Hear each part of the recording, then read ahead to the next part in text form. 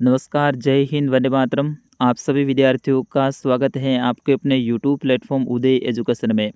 विद्यार्थियों, आज के इस वीडियो में लेके आया हूँ हाफ ईयरली एग्जामिनेशन 2024-25 की दृष्टि से इम्पोर्टेंट कक्षा 11वीं का इंग्लिश कंपलसरी का पेपर, जो कि आपके कल होने वाला है। उसकी दृष्टि से वेरी वेरी मोस्ट इम्पोर्टेंट ये प्रश्न पत्र रहेगा।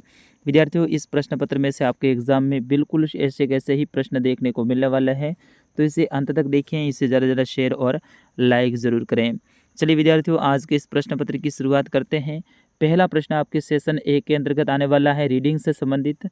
इसमें देखिए, पहला प्रश्न है, read the passage carefully and answer the question given follow. यानी आपको पैसेज को पढ़ना है, पढ़ने के बाद में आगे जो प्रश्न दे रखे हैं उनके आंसर देने हैं।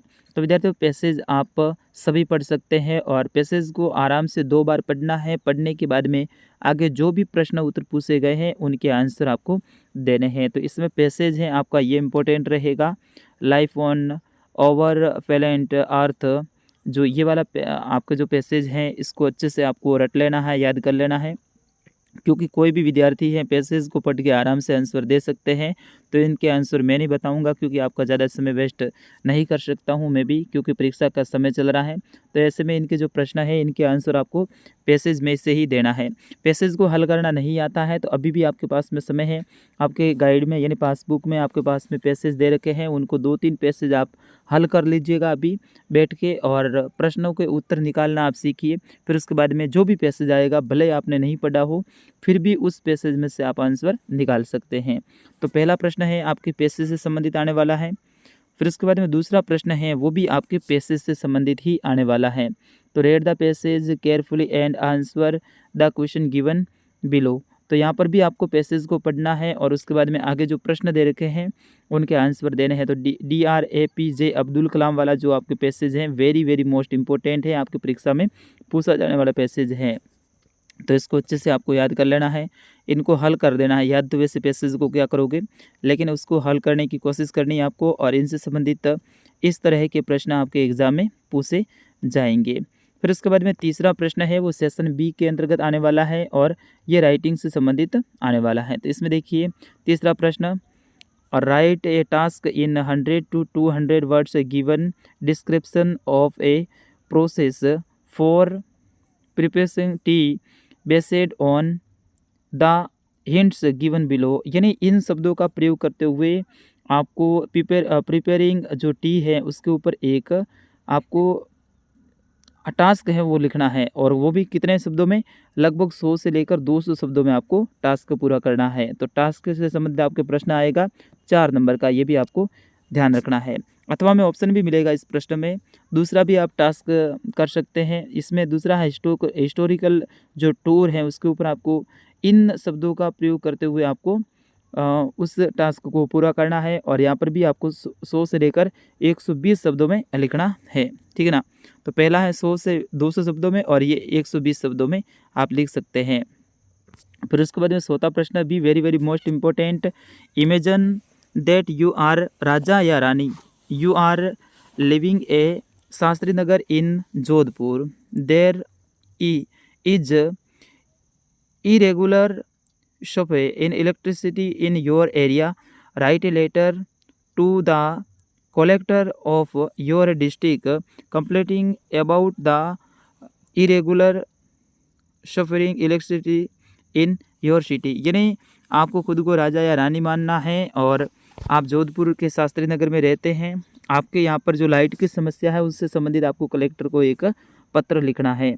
दूसरा इसमें अथवा में ऑप्शन मिल जाएगा, imagine that you are a Sunil या Sunita, you are a reading in government sir secondary school Bhinmal, right a application to your principal requesting him for fee contraction due. जो आपके फीस से संबंधित हैं वो आपको यहाँ पर एप्लीकेशन लिखनी है। फिर उसके बाद में पांचवा प्रश्न है, right an article in about 100 word on topic. आपको जो आर्टिकल है वो 100 शब्दों में इस टॉपिक को प्रयोग करते हुए आपको लिखना है। इसी में भी आपको एक रिपोर्ट तैयार करनी है जो कि 100 शब्दों में रहेगी, और ए टीचर डे सेलिब्रेशन, इसके ऊपर आपको एक रिपोर्ट तैयार करनी है। टीचर डे मनाया है आपने तो उसके ऊपर, इस तरह से ये आपकी रिपोर्ट भी आने वाली है। फिर उसके बाद में सेक्शन सी आने वाला है जो कि आपके ग्रामर से संबंधित आने वाला है और यहाँ पर मैं आपको पूरा पूरा हल बताने वाला हूँ। आगे के प्रश्न आपको खुद को करने पड़ते हैं क्योंकि उनके आंसर बड़े होते हैं तो मैं नहीं बता सकता, लेकिन छठे प्रश्न से आगे जो आपके लिए मेरे लायक जो प्रश्न है वो मैं ज़रूर बताऊँगा। तो छठा है fill in the blanks with suitable disturbance. तो इसमें आपको सूटेबल जो इनमें से जो कोष्टक में दे रखा है इनमें से एक एक शब्द को भरना है। इसको भी वैसे आप आराम से भर सकते हैं, लेकिन जो पहला है it written at during the night, तो इसमें आपका मे आएगा। ठीक है, पहले में आएगा मे,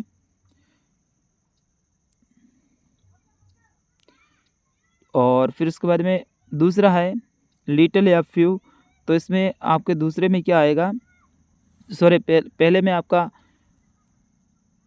ए फ्यू आएगा, दूसरे में है आपका लिटिल आएगा, और तीसरे में दैट आएगा, चौथे में आपका द आएगा। इस तरह से आपको इसमें भरना है।